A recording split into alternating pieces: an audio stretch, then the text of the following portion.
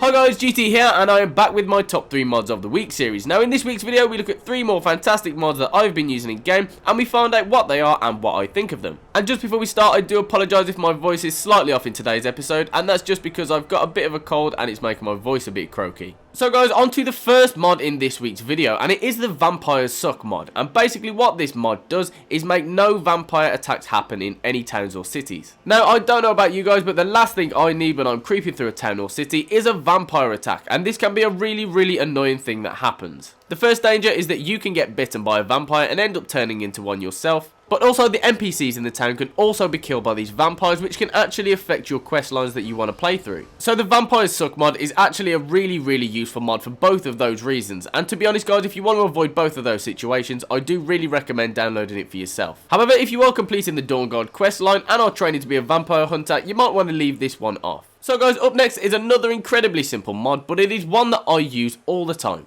And it is the upgraded water mod. So as you can see guys, the water in the game is basically upgraded and made to look more realistic. And the reason that I like this mod is basically it just adds more realism to water in the game. As you can see my character paddling through the water here, there's a really small ripple effect behind my character. However, if I speed up now, you can see more of a trail behind them. Now, I am fully aware that that is there on the standard version without the mod, however, this one just makes it more pronounced. Also, just the general appearance of the water is a hell of a lot better, and the ripple effect on the water I find is just so much more appealing to look at. Now, as you can see here, the ripple effect in the water is basically flowing with the tide of the river, and this water mod tied in with the surreal lighting mod really gives the Skyrim landscape an absolutely incredible look. Also guys, the look of waves is improved, and as you can see here, where the water meets the land, it has a much more realistic effect. So guys, let's take a look at the water with and without the mod.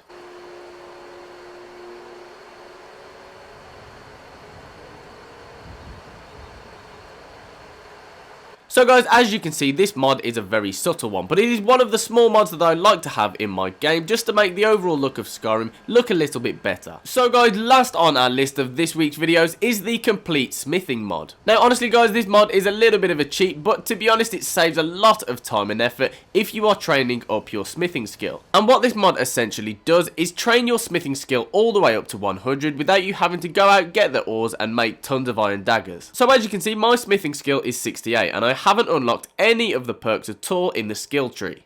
However, with this mod, all you need to do is go over to a forge and select what you want to make from the menu. And as you can see here, I can now craft things such as ebony, which I would not have been able to do without this mod. Now obviously guys, as mentioned, this can be a bit of a cheat, but to be honest, if you are really struggling with getting your smithing skill up, this is a fantastic mod for you. So that was this week's top 3 mods, and if you would like to download any of these for yourself, I will leave the links in the description. So guys, don't forget to leave a like and a comment on the video, and check out the other videos in the top 3 mods of the week series, and the link to those is on screen now. And finally guys, thank you very much to my subscribers for tuning in, and if you aren't already a subscriber, don't forget to hit that subscribe button, and hopefully I'll see you back here soon.